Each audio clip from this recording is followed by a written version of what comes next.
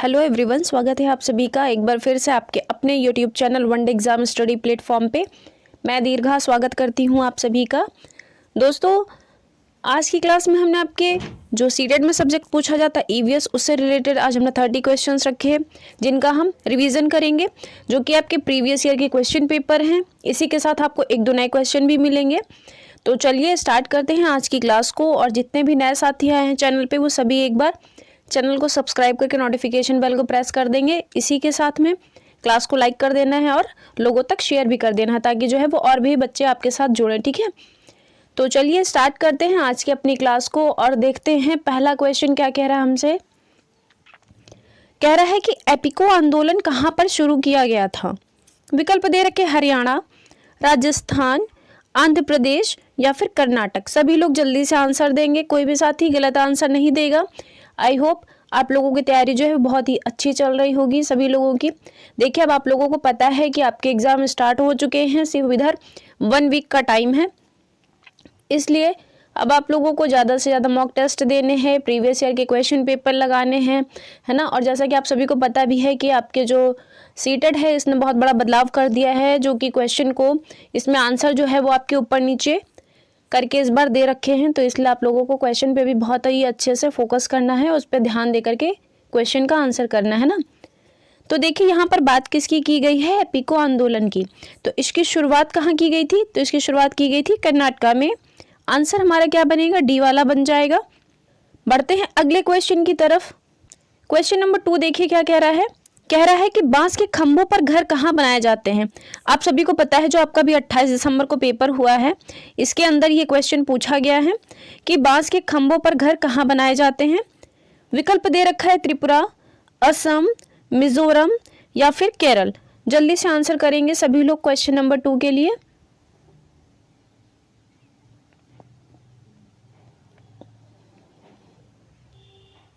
तो देखिए, इसका आंसर हमारा क्या बनेगा, ये बन जाएगा बी वाला, यानी कि असम। अगर हम बात करते हैं मिजोरम की, तो मिजोरम में आप सभी लोगों को पता है कि यहाँ पर झूम खेती की जाती है। क्या की जाती है, यहाँ पर झूम खेती की जाती है। इसी के साथ अगर हम बात करते हैं केरल की, तो आप सभी को पता है कि केरल में जो आपका है वो टैपियोका खाया जाता है। टैपियोका का और नाम क्या है, तो इसका जो और नाम है वो है कसावा। इसी के साथ कप्पा भी इसे कहा जाता है, आप लोगों को ये भी ध्यान रखना है। बढ़ते हैं अगले क्वेश्चन की तरफ। क्वेश्चन नंबर 3 देखिए यहाँ पर क्या कह रहा है। यदि कोई व्यक्ति मुंबई यानी कि महाराष्ट्र से चंडीगढ़, जो कि भारत का केंद्र शासित प्रदेश कहलाता है, यहाँ तक सबसे छोटे रेल मार्ग से होकर गाड़ी द्वारा यात्रा करता है, तो कौन से राज्य से उसे गुजरना नहीं होगा। विकल्प क्या दे रखे हैं, पंजाब, राजस्थान, हरियाणा और गुजरात। तो सभी लोग आंसर करेंगे क्वेश्चन नंबर 3 के लिए। देखिए, आपका जो है वो ट्रेन से भी रिलेटेड वहां पर क्वेश्चन पूछे जा रहे हैं, इसलिए आप सभी लोग जो है वो ट्रेन से रिलेटेड क्वेश्चन की अच्छे से प्रैक्टिस करिएगा। और जितने भी आपके कोस्टल वाले स्टेट हैं उन सभी के बारे में भी आप लोग अच्छे से पढ़ करके जाइएगा, क्योंकि वहां से भी आपके क्वेश्चन एक दो बन रहे हैं ना।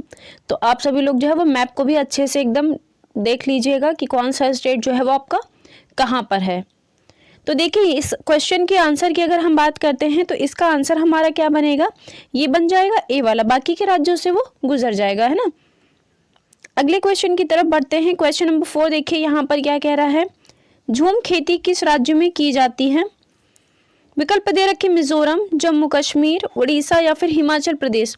अभी देखिए, मैंने थोड़ी देर पहले भी बता दिया है, तो ये मान लीजिए आपका क्वेश्चन तो आउट हो चुका है ना। तो जल्दी से सभी लोग आंसर कर देंगे इस क्वेश्चन का।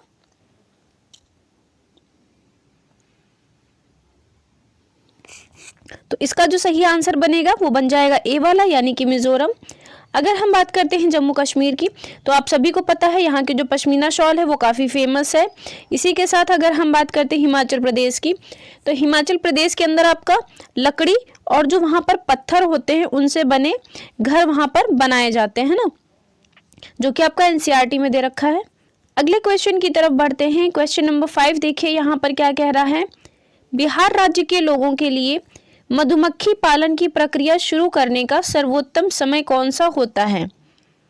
विकल्प क्या दे रखे हैं, जनवरी से मार्च, अप्रैल से सितंबर, मार्च से जून या फिर अक्टूबर से दिसंबर। सभी लोग आंसर करेंगे और जल्दी से एक बार क्लास को शेयर कर देंगे, ताकि और भी लोगों तक ये क्लास पहुंचे, है ना। सभी लोग जो है वो अपनी तैयारी को बेहतर कर सके। इसी के साथ जितने भी नए साथी हैं वो सभी एक बार जल्दी से चैनल को सब्सक्राइब करके नोटिफिकेशन बेल को प्रेस कर देंगे। तो इस क्वेश्चन का आंसर हमारा क्या बनेगा, ये बनेगा हमारा डी वाला। ठीक है, अक्टूबर से दिसंबर के बीच में जो मधुमक्खी पालन का समय होता है वो सबसे अच्छा समय माना जाता है। इसी टाइम पर यहाँ पर जो है वो फरवरी में आपका जो लीची के फूल होते हैं वो सबसे ज़्यादा खिलते हैं। किसके फूल सबसे ज़्यादा खिलते हैं, लीची के फूल। तो इसी टाइम पर जो वहाँ का मधुमक्खी पालन है वो सबसे अच्छा वहाँ का समय माना जाता है। अगले क्वेश्चन की तरफ बढ़ते हैं। क्वेश्चन नंबर 6 देखिए यहाँ पर क्या कह रहा है।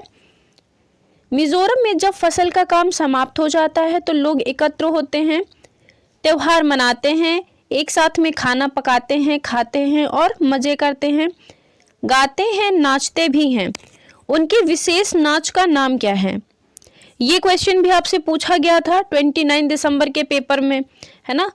जिन लोगों का भी 29 को पेपर हुआ है उन सभी लोगों को पता होगा कि ये क्वेश्चन जो है वो आपका 29 दिसंबर वाले एग्जाम में पूछा गया था। विकल्प दे रखे हैं तोरंग, चेराव, कुडुक या फिर झूम। सभी लोग आंसर करेंगे क्वेश्चन नंबर 6 के लिए कि इसका सही आंसर हमारा क्या बनेगा। इसी के साथ सभी लोग जल्दी से एक बार क्लास को लाइक कर दीजिएगा। तो देखिए इस क्वेश्चन का आंसर हमारा क्या बनेगा। सीधा से इसका कहने का मतलब यही था कि मिजोरम में कौन सा नाच फेमस है ना। तो इसका आंसर हमारा क्या बनेगा, बी वाला बनेगा। अब आप लोगों को पता है कि सीटेट आपसे घुमा फिरा के क्वेश्चन पूछता है, तो जैसा कि देख लीजिए इस तरह के क्वेश्चन आपसे पूछेगा। आंसर तो सिर्फ छोटा सा होगा लेकिन घुमा फिरा इतना देता है कि लोग जो है वो इसके अंदर कंफ्यूज हो जाते हैं ना। तो आप सभी लोगों को कंफ्यूज नहीं होना है, एक एक चीज़ों को बहुत बारीकी से पढ़ना है कि आपका जो है वो ईवीएस सब्जेक्ट में एटलीस्ट 30 में से कम 27-28 नंबर आने चाहिए, है ना। क्योंकि इसके अंदर लिमिटेड चैप्टर होते हैं, ज़्यादा कुछ पढ़ना नहीं रहता है, आपको थोड़ा सा पढ़ना रहता है। तो इसलिए उम्मीद करते हैं कि आपका ईवीएस तो बिल्कुल भी नहीं गलत होना चाहिए, क्योंकि इतनी ज़्यादा क्वेश्चन प्रैक्टिस हो चुकी है ईवीएस की कि आपका एक भी क्वेश्चन मिस नहीं होगा, है ना। चलिए बढ़ते हैं अगले क्वेश्चन की तरफ। क्वेश्चन नंबर 7 देखिए यहाँ पर क्या कह रहा है। सत्रिया शास्त्रीय नृत्य किस राज्य का है। विकल्प दे रखे हैं पश्चिम बंगाल, मिजोरम, असम या फिर उड़ीसा। सभी लोग जल्दी से आंसर करेंगे क्वेश्चन नंबर 7 के लिए। तो देखिए जो आपका सत्रिया है इसका शास्त्रीय नृत्य जो है ये असम का शास्त्रीय नृत्य है। आंसर हमारा क्या बनेगा, सी वाला बन जाएगा। बढ़ते हैं अगले क्वेश्चन की तरफ। क्वेश्चन नंबर 8 देखिए यहाँ पर क्या कह रहा है। रोनाल्ड रॉस को नोबेल पुरस्कार किस वर्ष दिया गया था। विकल्प दे रखे 1903 में, 1902 में, 1905 में या फिर 1907 में। सभी लोग जल्दी से आंसर करेंगे क्वेश्चन नंबर 8 के लिए। बताएंगे एक बार कि इसका सही आंसर हमारा क्या होगा।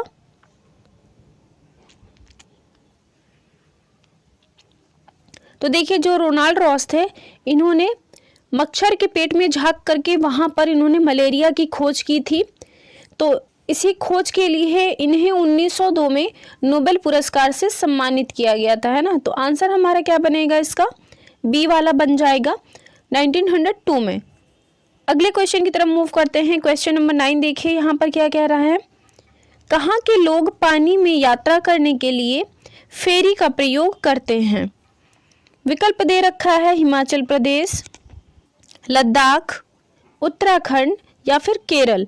सभी लोग जल्दी से आंसर करेंगे क्वेश्चन नंबर 9 के लिए भी कि जो आपकी फेरी होती है इसका यूज़ किस राज्य में किया जाता है।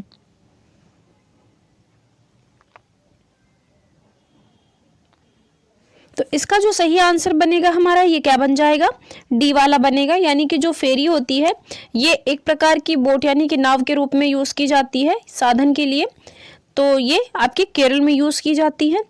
इसी के साथ अगर हम बात करते हैं हिमाचल प्रदेश की, तो मैंने आपको आगे भी बताया, एक बार फिर से बता देते हैं कि हिमाचल प्रदेश में आपका जो है वो लकड़ी और पत्थर के घर वहाँ पर बनाए जाते हैं। इसी के साथ अगर हम बात करते हैं उत्तराखंड की, तो उत्तराखंड में आप सभी को पता है कि वहाँ पर बच्चे स्कूल जाने के लिए पथरीले रास्तों से होकर के गुजरते हैं, है ना। अगले क्वेश्चन की तरफ बढ़ते हैं। क्वेश्चन नंबर 10 देखिए क्या कह रहा है। पोचमपल्ली बुनाई किस राज्य में की जाती है। विकल्प दे रखे उड़ीसा, तेलंगाना, कश्मीर या फिर लद्दाख। सभी लोग आंसर करेंगे क्वेश्चन नंबर 10 के लिए कि जो आपकी पोचमपल्ली बुनाई है ये किस राज्य में की जाती है सबसे ज़्यादा। तो इसका हमारा सही आंसर क्या बनेगा, बी वाला बन जाएगा। इसी के साथ अगर हम बात कर लेते हैं मधुबनी की, तो आप सभी को पता है कि जो आपकी मधुबनी चित्रकारी है ये कहाँ की है, तो ये आपकी बिहार राज्य की है। इसी के साथ अगर हम बात करते हैं कलमकारी की, तो कलमकारी आपकी कहाँ की है, तो कलमकारी जो है आपकी ये आंध्र प्रदेश की है। इसी के साथ अगर हम बात करते हैं चिकन कढ़ाई की, तो चिकन कढ़ाई आपकी कहाँ की है, ये उत्तर प्रदेश की है। बढ़ते हैं अगले क्वेश्चन की तरफ। क्वेश्चन नंबर 11 पे आइए, देखिए ये क्या कह रहा है कि स्मॉग किससे बनता है। ये भी आपका क्वेश्चन जो है ये सीटेट में पूछा जा चुका है, प्रीवियस ईयर का क्वेश्चन है ये। विकल्प दे रखे हवा और कोहरा, धुआं और कोहरा, धुआं और हवा। सभी लोग जल्दी से आंसर करेंगे जो आपका स्मॉग होता है वो किस चीज से बनता है। तो इसका सही आंसर हमारा क्या बनेगा, ये बी वाला बन जाएगा, है ना। धुआं और कोहरा को मिलाकर के स्मॉग बनता है। अगले क्वेश्चन की तरफ बढ़ते हैं। क्वेश्चन नंबर 12 देखिए क्या कह रहा है यहाँ पर। नुआखाई त्योहार मुख्य रूप से किस राज्य में मनाया जाता है। विकल्प दे रखे हिमाचल प्रदेश, जम्मू कश्मीर, उड़ीसा या फिर उत्तर प्रदेश। सभी लोग जल्दी से आंसर करेंगे कि जो आपका नुआखाई फेस्टिवल है ये किस राज्य में मनाया जाता है। इसी के साथ सभी लोग जल्दी से एक बार क्लास को लाइक कर देंगे और ज़्यादा से ज़्यादा लोगों तक शेयर कर देंगे, ताकि आपके साथ जो है वो और भी बच्चे जुड़े, हैं ना। तो जल्दी से बताएंगे कि जो आपका नुआखाई फेस्टिवल है ये किस राज्य में मनाया जाता है। तो ये जिस राज्य में मनाया जाता है वो है आपका उड़ीसा। आंसर हमारा क्या सही हो जाएगा, सी वाला हो जाएगा। अगले क्वेश्चन की तरफ बढ़ते हैं। क्वेश्चन नंबर 13 देखिए यहाँ पर क्या कह रहा है कि पहला रामसर संरक्षण स्थल कौन सा था। विकल्प दे रखे हैं दुधवा राष्ट्रीय उद्यान, केवला देव, साइलेंट वैली या फिर इनमें से सभी। जल्दी से आंसर करेंगे सभी लोग। क्वेश्चन नंबर 13 के लिए कोई भी गलत आंसर नहीं करेगा, सभी लोग क्वेश्चन को ध्यान से अच्छे से पढ़ करके तभी आंसर करेंगे, है ना।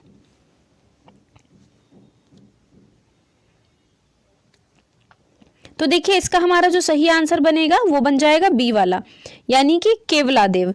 जो पहला आपका रामसर संरक्षण स्थल घोषित किया गया था वो किया गया था आपका केवला देव। अगले क्वेश्चन की तरफ बढ़ते हैं। क्वेश्चन नंबर 14 देखिए यहाँ पर क्या कह रहा है। निम्नलिखित ऑटोमोबाइल ईंधन में से किसे पर्यावरण के अनुकूल माना जाता है, यानी कि जो आपके इको फ्रेंडली है वो कौन सी चीज है इसमें से। विकल्प दे रखे हैं सीएनजी, कैरोसिन, डीजल या फिर रसोई गैस। जल्दी से आंसर करेंगे सभी लोग कि कौन सा ऑटोमोबाइल ईंधन है जिसे पर्यावरण के अनुकूल माना जाता है।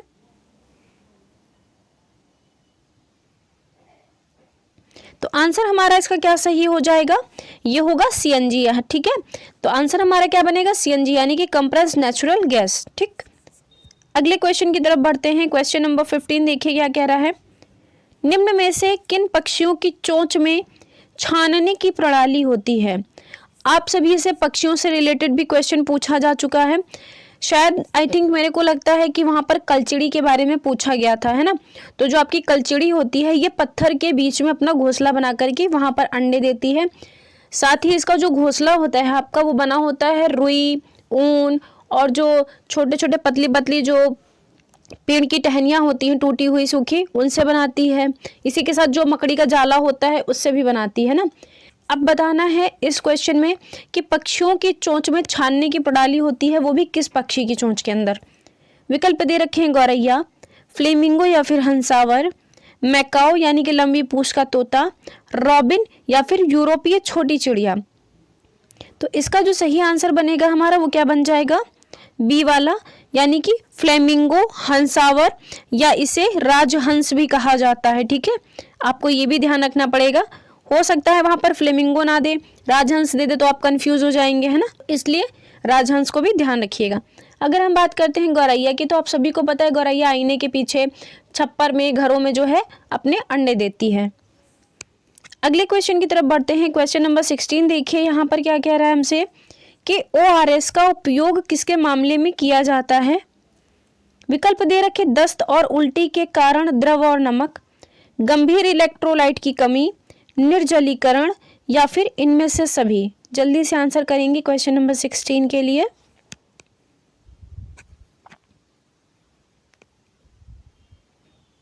तो इसका आंसर हमारा क्या बनेगा, ये डी वाला बन जाएगा, है ना। यानी कि जब आपकी ORS का जो घोल होता है, जब आपके शरीर में पानी की कमी हो जाती है तभी आपका ORS का घोल दिया जाता है। इसी के साथ अगर आपका ORS का घोल मौजूद नहीं होता है टाइम पे, तो आप सभी लोग नींबू, इसी के साथ चीनी और उसमें थोड़ा सा नमक मिला करके, जैसे कि आपका आंसू की क्वालिटी होती है उसी क्वांटिटी में थोड़ा सा हल्का सा बढ़ा करके नमक की मात्रा रखेंगे, तो आपका जो है वो ORS का घोल यानी कि जो नमक पानी का घोल होता है वो उस तरह से काम करेगा उसमें, है ना। अब अगले क्वेश्चन की तरफ बढ़ते हैं।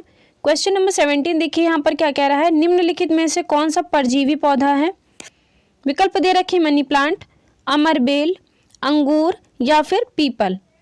जल्दी से आंसर करेंगे सभी लोग। क्वेश्चन नंबर 17 का सही आंसर क्या बनेगा,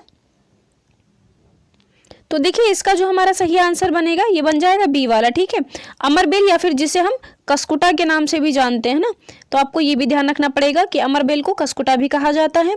अगर हम बात करते हैं मनी प्लांट की, तो ये एक ऐसा पौधा है जिसके अंदर फूल नहीं आते हैं। क्या होता है, जिसके अंदर फूल नहीं आते हैं। हो सकता है आपसे इस तरह से क्वेश्चन पूछ ले कि वो ऐसा कौन सा पौधा है जिसके अंदर फूल नहीं आते हैं, तो आपका मनी प्लांट हो गया, इसके अंदर जो है वो फूल नहीं आते हैं।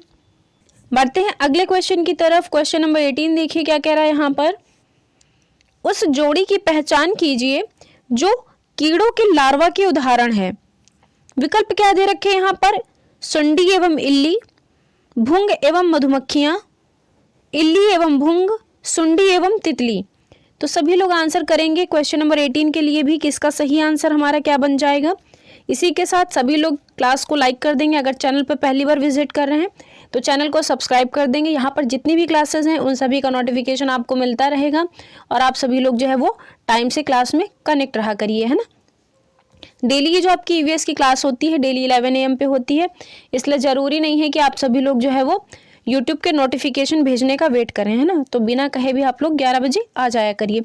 इसमें से कुछ लोग ऐसे हैं जो डेली 11 AM पे बिना कहे जुड़ जाते हैं ना, तो आप सभी लोग जो है वो बिना कहे 11 AM पे आ जाया करिए।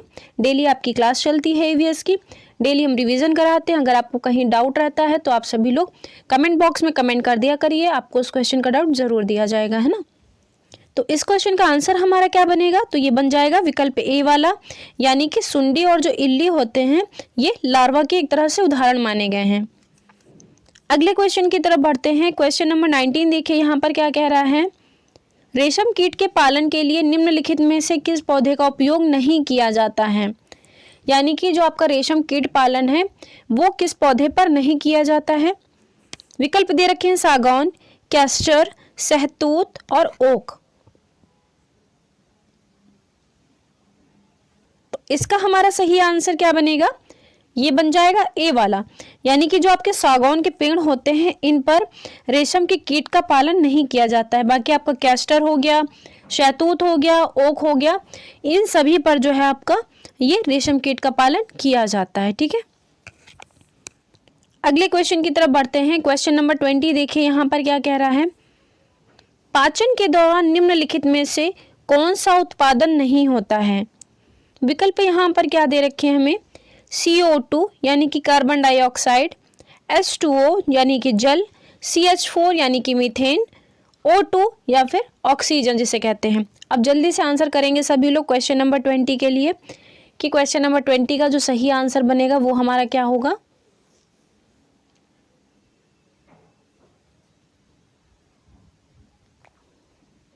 तो इसका जो सही आंसर हमारा बनेगा वो बनेगा डी वाला, है ना। तो जो आपकी पाचन की प्रक्रिया होती है इसके दौरान हमारा ऑक्सीजन जो है वो नहीं उत्पादित होती है। अगले क्वेश्चन की तरफ बढ़ते हैं। क्वेश्चन नंबर 21 पे आइए, देखिए क्या कह रहा है, प्राथमिक प्रदूषकों का अर्थ क्या है, वे प्रदूषक क्या कहलाते हैं। ये क्वेश्चन आपका पूछा जा चुका है सीटेट के पेपर में, ठीक है। ऑफलाइन में जब आपके पेपर हुए थे तब ये क्वेश्चन आपका पूछा गया था।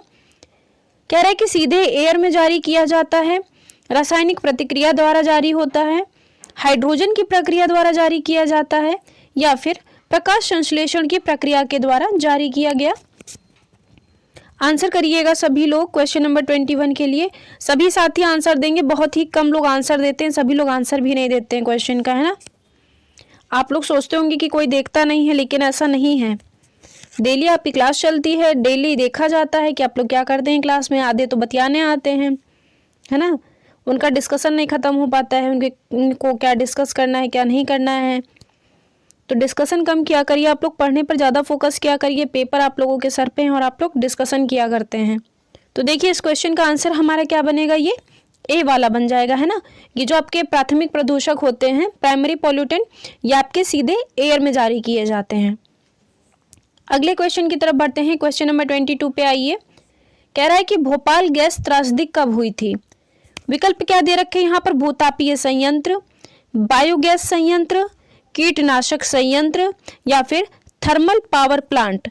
देखिए इस क्वेश्चन का आंसर आप सभी लोग कमेंट बॉक्स में कमेंट करके बताएंगे। इस क्वेश्चन का आंसर हम नहीं बताएंगे क्योंकि मैंने आपको ये क्वेश्चन पहले भी करा रखा है कई बार। तो इस क्वेश्चन का आंसर आप सभी लोगों को कमेंट बॉक्स में बताना है। अगले क्वेश्चन की तरफ बढ़ते हैं। क्वेश्चन नंबर 23 पे आइए। देखिए यहाँ पर क्या कह रहा है कि चेवा क्या है। ये आपका नया क्वेश्चन है, आई होप बहुत लोग जानते भी होंगे या जिन लोगों ने नहीं पढ़ रखा है तो वो अब जान लेंगे। विकल्प क्या दे रखे हैं यहाँ पर, एक प्रकार का फल है या फिर अनाज है, सब्जी है या फिर इनमें से सभी है। ये जल्दी से आंसर करेंगे सभी लोग क्वेश्चन नंबर 23 के लिए कि चेवा क्या है।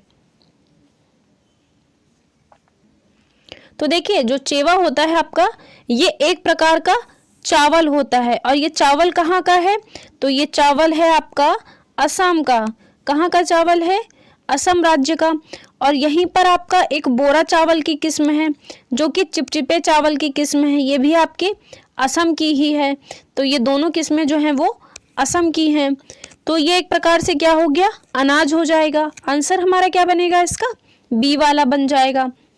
अगर हम बात करते हैं असम के बारे में तो आप सभी लोगों को पता है कि असम में बच्चे स्कूल जाने के लिए बांस का प्रयोग करते हैं। इसी के साथ में वहाँ पर भेला घर बनाया जाता है जो कि बांस के द्वारा ही निर्मित होता है। और अगर हम बात करते हैं असम की तो यहाँ पर आपका बिहू फेस्टिवल मनाया जाता है।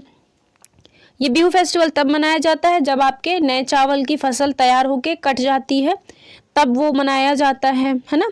इसी के साथ अगर हम बात करते हैं ये मनाया कब जाता है, तो ये आपका मनाया जाता है 14 से 15 फरवरी, यानी कि 2 दिन ये फेस्टिवल जो है वो सेलिब्रेट किया जाता है। ठीक है, 14-15 जनवरी को ये मनाया जाता है।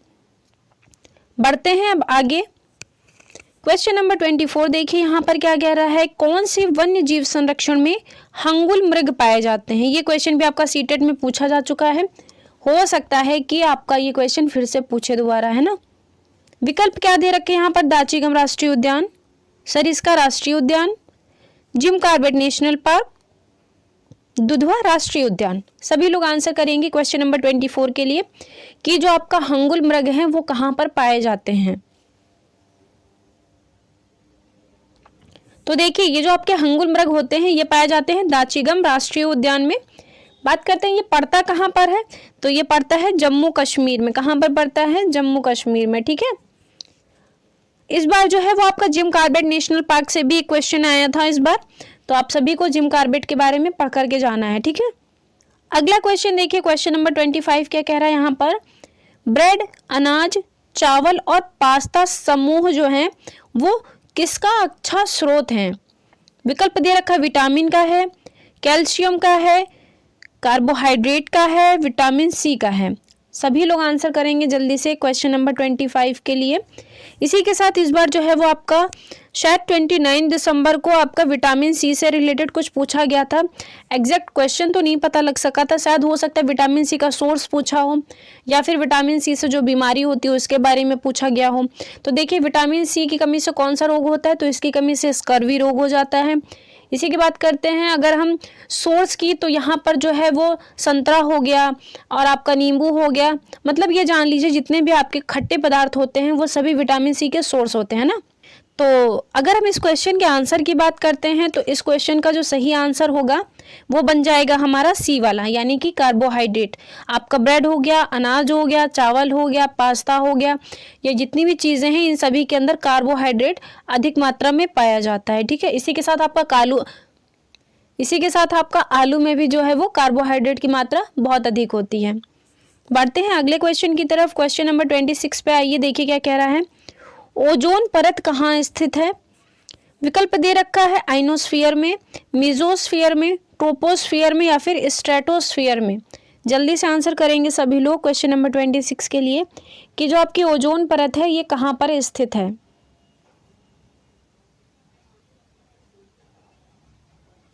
तो इसका आंसर हमारा क्या बनेगा, ये बन जाएगा डी वाला। ठीक है, इसी के साथ अगर हम बात करते हैं ओजोन परत से संबंधित समझौता कौन सा हुआ था, तो ये हुआ था आपका मॉन्ट्रियल प्रोटोकॉल, है ना, जो कि 1987 में हुआ था ये समझौता आपका। बढ़ते हैं अगले क्वेश्चन की तरफ। क्वेश्चन नंबर 27 पे आइए। कह रहा है कि बेरी-बेरी नामक रोग यानी कि विषमता जो है वो निम्न में से किस विटामिन की कमी से होती है। विकल्प दे रखे हैं vitamin B2, vitamin B3, vitamin B12 या फिर विटामिन B1। जल्दी से आंसर करेंगे सभी लोग क्वेश्चन नंबर 27 के लिए। बताएंगे कि जो बेरी-बेरी नामक रोग है आपका ये किस विटामिन की कमी से होता है। तो इसका जो सही आंसर बनेगा हमारा वो क्या बन जाएगा, डी वाला बन जाएगा, है ना। कभी कभी क्या होता है आपका ये B1 ना लिख करके सिर्फ बी ही लिख देता है वहां पर, या फिर इस तरह बी लिख देता है, तो वो भी आपका सही माना जाएगा, है ना। अगले क्वेश्चन की तरफ बढ़ते हैं। क्वेश्चन नंबर 28 देखिए क्या कह रहा है। पारंपरिक तरीके से जल संग्रहण के लिए हमारे देश में उपयोग की जाने वाली संरचना कौन सी है। विकल्प दे रखे हैं बोरवेल, ट्यूबवेल, बावड़ी या फिर हैंडपंप। जल्दी से आंसर करेंगे सभी लोग क्वेश्चन नंबर 28 के लिए कि इसका जो है वो सही आंसर क्या होगा। इसी के साथ सभी लोग एक बार क्लास को लाइक कर देंगे और शेयर भी कर देंगे जल्दी से। आंसर हमारा क्या बनेगा, इसका सी वाला बन जाएगा, यानी कि बावड़ी जो है ये जल संग्रहण के लिए सबसे ज्यादा उपयोग किया जाता है अपने इंडिया में। ठीक है, अगले क्वेश्चन की तरफ बढ़ते हैं। क्वेश्चन नंबर 29 पे आइए, देखिए क्या कह रहा है। CPCB के अनुसार आवासीय क्षेत्र के लिए ध्वनि की ऊपरी सीमा क्या है, यानी कि जहां पर आपके लोग रहते हैं वहां के जो ध्वनि की ऊपरी सीमा है वो क्या रखी गई है। विकल्प दे रखे हैं 90 डेसिबल, 75 डेसिबल, 45 डेसिबल या फिर 55 डेसिबल। सभी लोग आंसर करेंगे जल्दी से। तो इसका हमारा सही आंसर क्या बनेगा, ये बन जाएगा डी वाला, है ना, 55 डेसिबल। अगले क्वेश्चन की तरफ बढ़ते हैं। क्वेश्चन नंबर 30 पे आइए, जो कि आज का हमारा लास्ट क्वेश्चन होगा। कह रहा है कि कर्नाटक में किसानों के द्वारा खेत की मिट्टी को खोदकर नरम करने के लिए उपयोग किए जाने वाले औजार को क्या कहते हैं। विकल्प दे रखा है खुंटी, कुरीगे, इलीगे या फिर इनमें से कोई नहीं। सभी लोग आंसर करेंगे क्वेश्चन नंबर 30 के लिए जल्दी से कि इस क्वेश्चन का जो है वो सही आंसर क्या बनेगा। तो देखिए इसका जो सही आंसर बनेगा वो बन जाएगा ए वाला। ठीक है, खुंटी के द्वारा जो है वो खेत की मिट्टी को खोद करके नरम किया जाता है। अगर हम बात करते हैं कुरीगे की, तो कुरीगे एक प्रकार का हल होता है जिसके द्वारा बीजों को बोया जाता है। अगर हम बात करते हैं इलीगे की, तो इलीगे एक प्रकार की हंसिया होती है जो कि लोहे का औजार होता है जिससे गांव में सब्जियां वगैरह काटी जाती हैं। तो ये वहाँ पर जो है वो इलीगे के नाम से जानी जाती है, जिससे कि फसल को रख करके उसके जो बाद में एक्स्ट्रा जो वेस्टेज घास फूस होती है उसे हटा दिया जाता है। अगर हम बात करते हैं कर्नाटक की, तो कर्नाटक के अंदर आपका एक बेलवनिका गांव है। क्या नाम है, बेलवनिका गांव। इसके अंदर जो है वो एक बसवा का खेत करके वहाँ पर कहानी दे रखी गई है। तो उसके अंदर जो है वो प्याज की खेती के बारे में बताया गया है। आपकी प्याज की फसल जो होती है वो किस किस तरह से बोई जाती है और किस किस तरह से काट करके बाजार में बेची जाती है ना। तो इतना जो है वो आपका कर्नाटक के बारे में वहाँ पर चैप्टर में दे रखा है। ये आपका NCERT की जो क्लास 4th है उसके अंदर आपका ये चैप्टर दिया गया है ना। तो चलिए आज की क्लास को हम यहीं तक रखते हैं। कैसी लगी आप सभी साथियों को ये क्लास, आप सभी लोग कमेंट बॉक्स में कमेंट करके ज़रूर बताइएगा। इसी के साथ अगर आपको कहीं पे डाउट होता है या मेरे से कुछ मिस्टेक हो जाती है तो उस क्वेश्चन का आंसर भी आप सभी लोग कमेंट बॉक्स में कमेंट कर दिया करिए, आपको जवाब जरूर दिया जाएगा उसका। इसी के साथ आप लोग CTET की तैयारी भी बहुत ही अच्छे से करते रहिएगा क्योंकि टाइम कम बचा हुआ है और आप सभी को पता है कि CTET इस बार जो है बहुत घुमा करके क्वेश्चन और आंसर उसके दे रहा है। तो आप सभी लोगों को ज़्यादा से ज़्यादा प्रैक्टिस करनी है और अपना CTET जो है वो इस बार क्लियर करना है ना। और आगे आप सभी को पता है कि आपकी KVS की वैकेंसी जो है आ चुकी है, जिसका एग्ज़ाम जो है वो फरवरी में होने वाला है ना। तो उसके लिए भी आप सभी लोगों को प्रिपेयर होना है। ठीक है, तो चलिए आज की क्लास को हम यहीं पे वाइंड अप करते हैं। धन्यवाद।